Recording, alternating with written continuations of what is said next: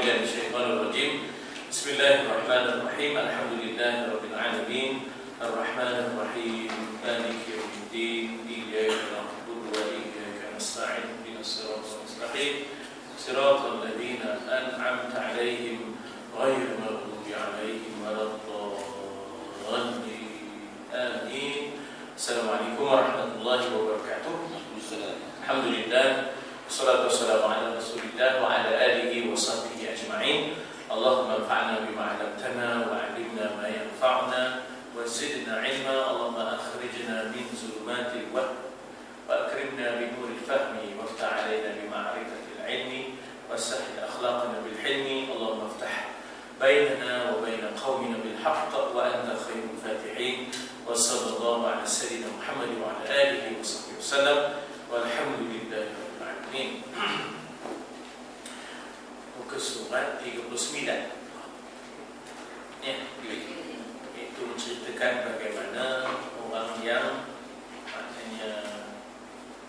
orang yang sedang berada dalam suasana keadaan kelazatan, ya, kelazatan zikrullah dan kelazatan untuk berdamping dengan Allah, kekasih sebenar, ya, kekasih yang sejati, yaitu Allah Subhanahu wa ta'ala.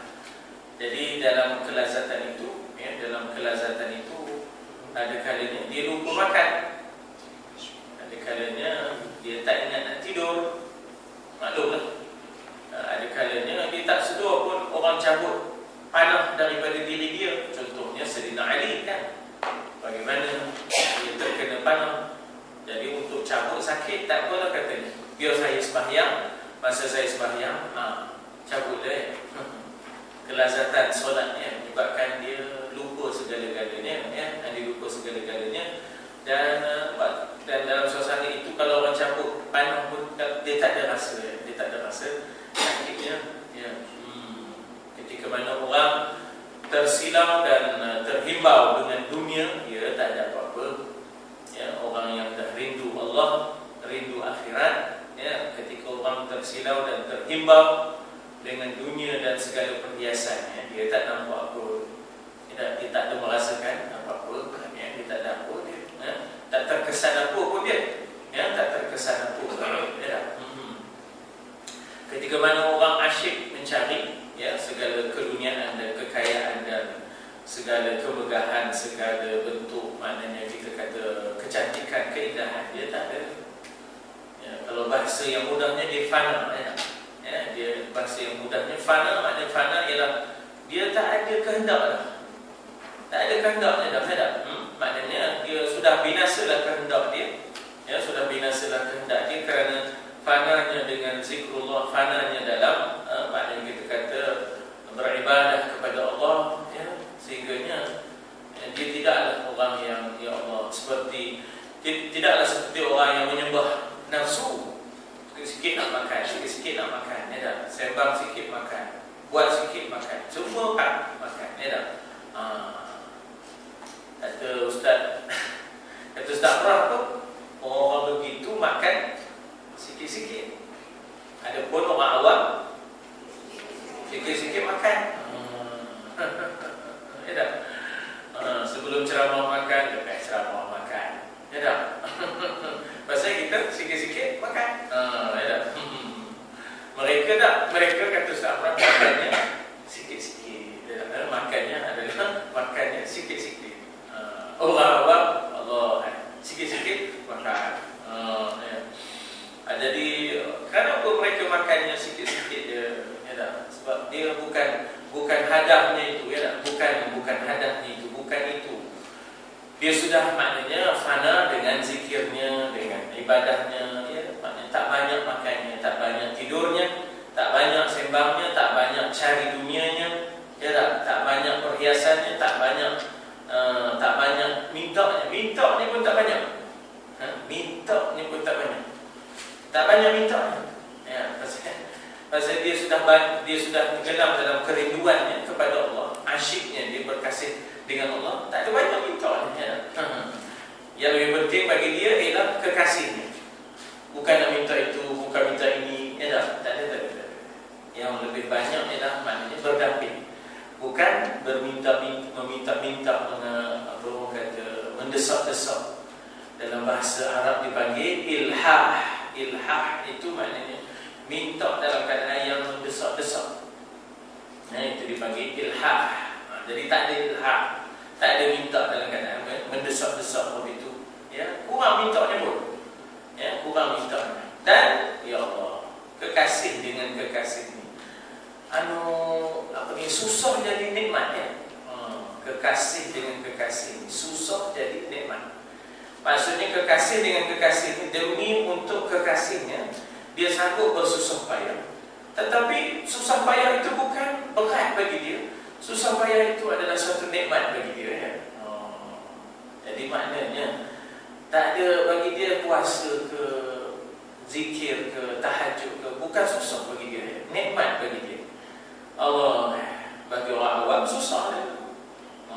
Susah dia nak tahajud, susah dia nak berzikir, susah dia. Dan orang yang berkasih dengan kasih yang sebenar tak ada susah. Susah itu bukan ya, bahkan segala bentuk ya, kita kata yang berupa berat bagi kita, nikmat bagi dia ya tak?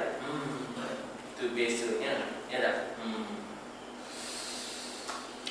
Telah berkata Syekh Junaid rahimahullah, tasawuf adalah meninggalkan pilihan.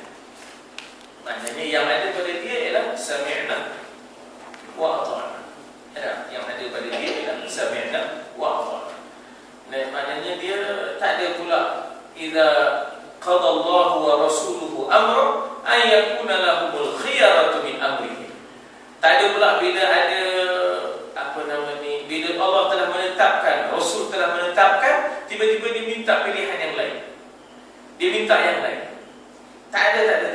Tidak ada. Bagi dia apa yang telah ditetapkan oleh Allah dan Rasul. Maknanya kekasih tadi. Ya tak? Bila dah kekasih minta yang itu, tak ada pula minta. Cuma minta yang lain. Tak ada. Ya tak? Itu yang lautan kan ku renangi. Ya tak? Gunung kan ku daki. Ya tak? Sebab apa? Kalau nak kira apa dia buat dia mendaki gunung, merentas lautan, apa tu? Merenang lautan. Buat apa? Rantuk je. Tapi dia kan kekasih dia tadi, dia nak kerana kekasih.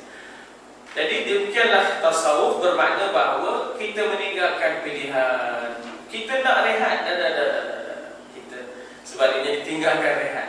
Ya tak? Untuk dia beribadat. Ya tak? Kita nak kesedapan.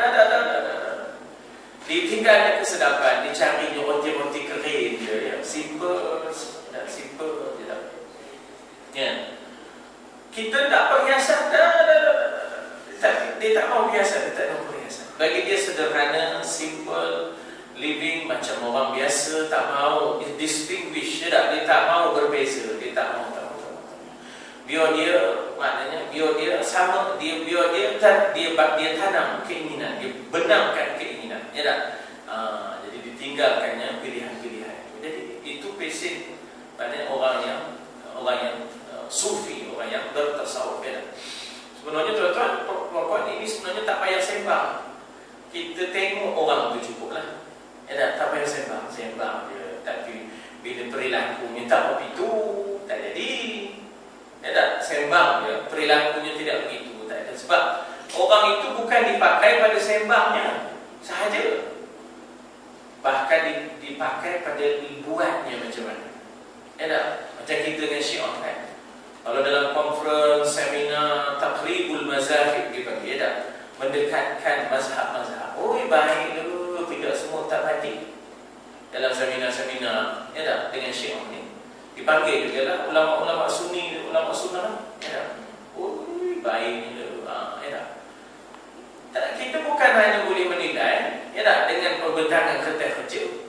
Kita pun boleh hanya menilai dengan cakap-cakap dalam conference. Kita nilai apa yang dia buat terhadap ahli sunnah wal jamaah di Iraq, di Syria, ya tak? Di Iraq sendiri. Jadi maksudnya apa saya nak sebut bahawa dalam soal sufi ni, sembang saja tak jadi. Nak tengok, kena tengok apa yang dia buat semua. Allah, itu yang sebenarnya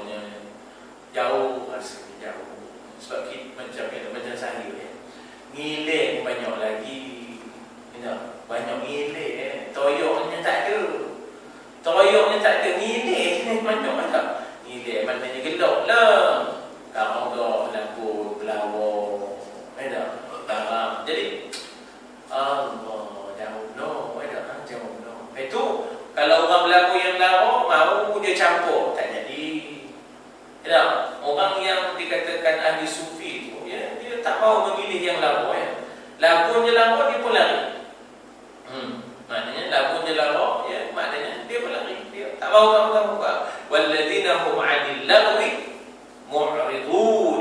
Walladzina hum 'anil lagwi mu'ridun. Dalam surah Al-Mu'minun, qad aflaha al-mu'minun.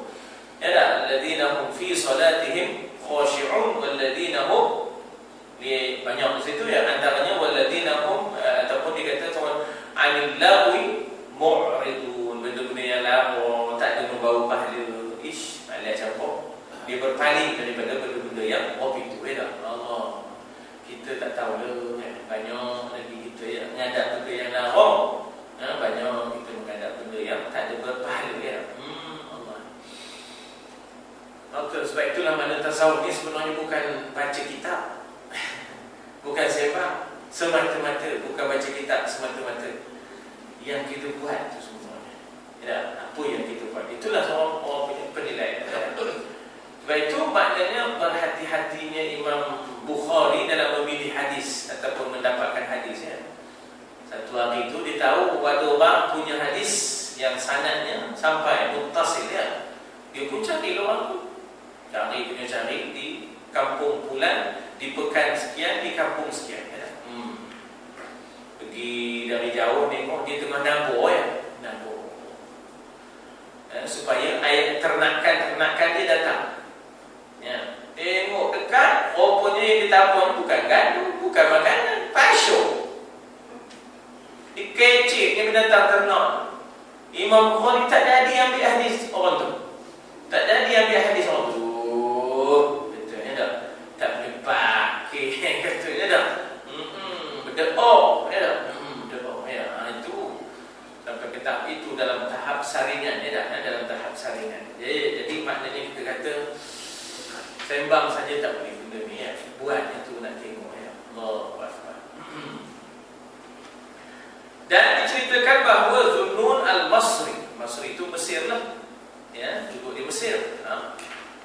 Sebab itu kita ada Masriyah, ada madrasah Masriyah itu pasal antara yang terlibat dalam mereka awal itu ialah orang Mesir, Masri. Rahimahullah, dia masuk ke Masjidil Haram. Tengoknya ada seorang pemuda, apa ni pemuda ni? Dalam keadaan tak cukup pakaiannya, dalam keadaan tak cukup pakaiannya untuk menutup aurat. Kemiskinan, kemiskinan tadi, jatuh sakit. Nampak sekali hatinya sedang meratap pedih. Lalu Zunnun al-Masri dia bertanya, dia berkata, aku mendekati pemuda ni, ucapkan salam padanya. Lalu bertanya, siapa kamu wahai pemuda? Dia berkata, aku ini orang asing di dunia. Dia tak merasa dirinya warga dunia. Dia merasakan dirinya asing. Gharib dipanggil, gharib maknanya kun fid dunya ka'annaka gharib. Macam mana hadis itu? Kun fid dunya ka'annaka gharib. Jadilah kamu di dunia ini seakan-akan kamu orang asing, orang dagang. Orang yang datang bukan nak lama sini. Tak ada belaka nak buat orang, tak ada belaka nak, tak ada. Asing, orang yang asing ni kira maknanya datang kejam, tengok apa keperluan, apa benda yang tak ada pula nak bermewah, tak ada pula nak, maknanya ghalib tak tentu kira di dunia. Sebab ada banyak lagi nak diadap. Akhirat lah tu.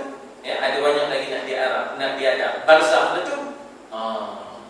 Jadi itu dia isytiharkan dirinya asing. Asing di sini apa maknanya? Asing di sini bukan maknanya kita kata bahawa dia bukan orang Masjidil Haram, dia bukan orang Mekah. Asing di sini kita semua lah. Kita semua adalah ghuraba.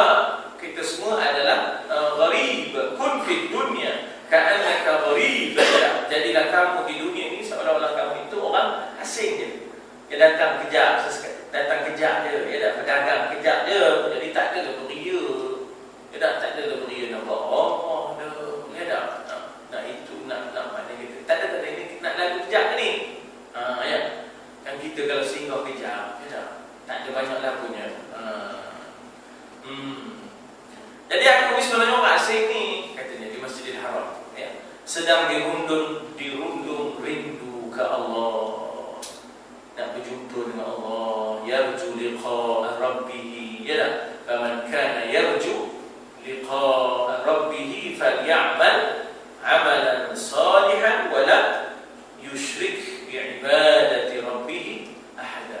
Jadi dia sebenarnya sedang mengharap bertemuan dengan Allah, kekasih, ya dah, yang sejati, ya dah.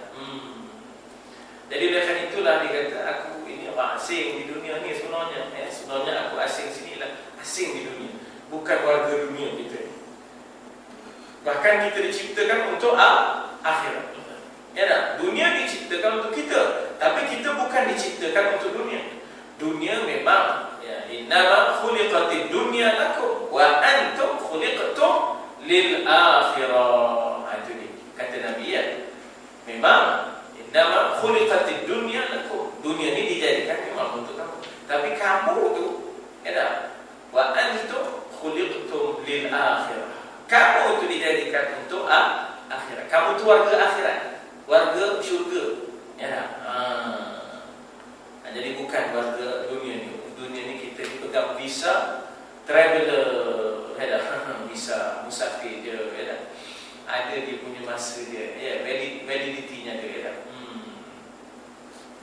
Jadi aku orang asing sedang dirundung rindu kepada Allah itu, ya. Maka tahulah aku maksudnya. Lalu aku berkata, aku pun macam kamu juga tahu, ya dah. Kata dia Zunnun al-Basri, ya dah. Zunnun al-Basri kata, aku pun macam kamu juga. Aku orang asing juga di dunia ni.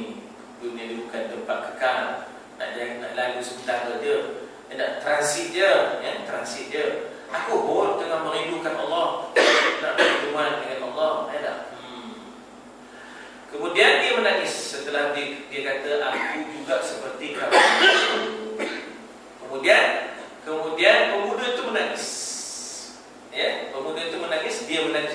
Dia di sini pemuda tu, ya, dan aku pun menangis, kata Zunnun al-Basri, ya dah. Kerana tangisannya, ya, kerana tangisan. Ya, orang kata membawa kesan lah tu, ya, membawa kesan, ya. Maksudnya mengenal siapa diri itu penting. Mengenal siapa diri, ya, di bumi yang fana. Siapa diri kita di bumi yang fana itu sangat-sangat penting, ya. Yang masalahnya tak kenal, ya, tak kenal, ya. Jadi dia kata, dia bertanya apakah engkau menangis? Kamu pun nangis juga, kata dia pemuda itu kepada Zunnun al-Basri, ya. Aku menjawab, aku macam kamu, aku pun dagang di dunia, aku pun rindu kepada Allah, ya. Kemudian dia menangis lebih keras sampai menjerit hingga keluar rohnya. Langsung dengan jalan itu langsung mati dia. Ya, maknanya dia punya tangisan itu kuatnya itu antara lain puncanya bagaimana yang disebut tadi, sedarkan diri asing bukan warga yang kekal. Sedarkan bahawasanya kerinduan kepada Allah itulah yang sebenar-benarnya yang ditagih, yang dicari supaya dapat berjumpa dengan Allah, hilangkan rindu. Jadi menjerit kerana itu langsung keluar nyawa dia, ya. Lalu aku selimutkan pakaianku kepadanya, kata Zunnun al-Basri, dan aku pun keluar mencari kain kafan. Setelah aku dapat kain kafan, ya, Arab sebut kafan itu dengan fa, kafan. Kita kata kafan. Tapi kalau kafan ini ada dua makna. Kalau Indonesia, bila? Kalau ku tahu kapan tiba, ya dah, kapan tiba tu bila tibanya, ya dah. Ajalku, ya dah. Kalau tahu bila tiba ajalku, ya dah. Jadi kita kalau Arabnya sebenarnya dia bahasa Arab, tuan-tuan. Kafan dengan fa, ya, kafan, ya, dengan fa. Jadi dia kata, aku dah dapat kain kafan, aku balik semula ke tempat pemuda yang meninggal tadi, yang telah berselimut. Namun aku tidak jumpa pemuda itu. Maka aku berkata, subhanallah. Lalu aku mendengar ada suara. Ada suara, dia panggil hatif. Hatif ni maknanya suara bisikan. Digunakan juga dalam bahasa Arab, hatif ini telefon. Sebab telefon itu kita dengar suara orang tu macam berbisik. Macam berbisik dia. Jadi sebab itu Arab juga sebut hatif. Selain daripada, ada juga kalimah yang diserapkan dipanggil telefon dengan fa. Kita pula telefon dengan pa. Kalau putihnya telefon dengan F. PH lah, tapi cara sebutnya F. Itu dia. Kalau itu ya, Arab tu kira dekat itu dengan sama dengan putihnya dah. Telefon, telefon. Tapi ada suara, ada perkataan lain yang Arab guna. Perkataan itu perkataan yang asal, iaitu hatif. Hatif, iaitu bisik. Dia memang bila kita bercakap dengan telefon tu macam berbisik. Suara tu aku dengar suara berbisik. Masa dia mencari jenazah tu tadi, tak jumpa. Tiba-tiba dia dengar suara hatif. Ya Zannun al-Basri. Wahai Zannun al-Basri. Dia asalnya Zu. Asalnya Zu, tapi bila kita panggil jadi Za. Ya Zannun al-Basri. Sesungguhnya orang asing itu dicari. Dicari. Siapa antara yang cari itu ialah syaitan. Tidak bertemu. Tidak bertemu. Apa hal syaitan cari? Mesti ada pasal. Dicari juga oleh pemilik harta. Apa hal pemilik harta? Mesti ada pasal. Maksudnya barangkali di sisi kematian itu ada harta yang boleh diambil, yang boleh dicuri. Barangkali. Tidak bertemu. Dicari keredaan di syurga pun tidak ditemui. Dicari keredaan di syurga pun tidak ditemui. Kemudian aku bertanya, di mana dia sekarang? Kepada suara itu. Lalu suara hatif, suara bisikan itu berkata,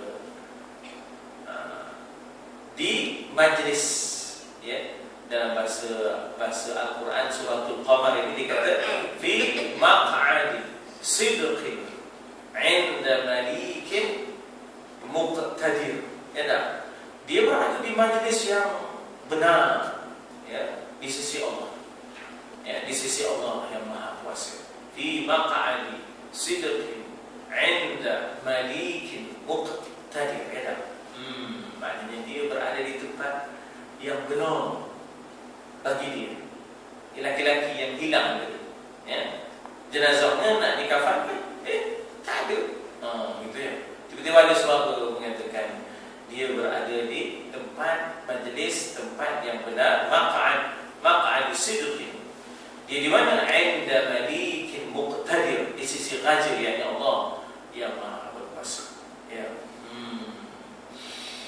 Jadi ini kalau kita refer balik dalam suratul Qamar, tuan-tuan, ayat 54 berbunyi innal muttaqina fi jannatin wa nahar. Sesungguhnya orang bertakwa itu fi jannatin wa nahar fi maq'adi sidqin 'inda malikin muqtadir. Sesungguhnya mereka ini orang yang bertakwa fi maq'adi sidqin, di tempat yang benar baginya, 'inda malik, di sisi Tuhan, muqtadir, yang amat berkuasa. Maknanya diselamatkan dia, diselamatkan jenazah itu, dibawa di sisi tempat yang maknanya kita kata maq'adi sidqin 'inda malikin muqtadir. Wallahu a'lam. Kalau tuan-tuan dengar kisah, tidak tahu lah ada anak raja yang kuat ibadahnya, lalu dia beribadah, kemudian jemaah tinggalkan dia, balik tengok tak ada di situ, cari tempat lain, tak ada dekat toko, tak ada dekat sungai, tak ada kat darat, tak ada kat baru, tak ada ego, tak ada hulu, tak ada. Ke mana pula? Fi maq'adi 'inda malikin muqtadir ke? Sudahnya orang dulu-dulu buat batu nisan situ ya. Masjid Kota Lama kanan. Ya kan, Masjid Kota Lama kanan bagi orang perempuan mungkin tak tahu. Bagi orang lelaki yang biasa sembahyang Masjid Kota Lama kanan, sebelah mimbar tu ya. Ada satu batu nisan situ. Kayaknya masa orang tinggalkan anak raja yang begitu warak tu, dia tengah bersikir. Itu orang patah balik, sekian lama patah balik, tengok tak ada di situ. Cari dekat Pera, tak ada. Cari dekat sungai, tak ada. Pera tu rahu lah. Orang dulu kata sampai. Itu yang Pera tu. Sampai yang jadi gabung jadi Pera. Jadi cari kat Pera, tak ada. Cari kat sungai, tak ada dia. Lantak sudahnya orang zaman itu buat di batu nisan langsung situ ya. Jadi maknanya di situ dia berada di tempat yang wallahu a'lam fi maq'adi sidqin 'inda malikin muqtadir, disebabkan kecintaan, ketaatan dan taubatnya. Ya tak?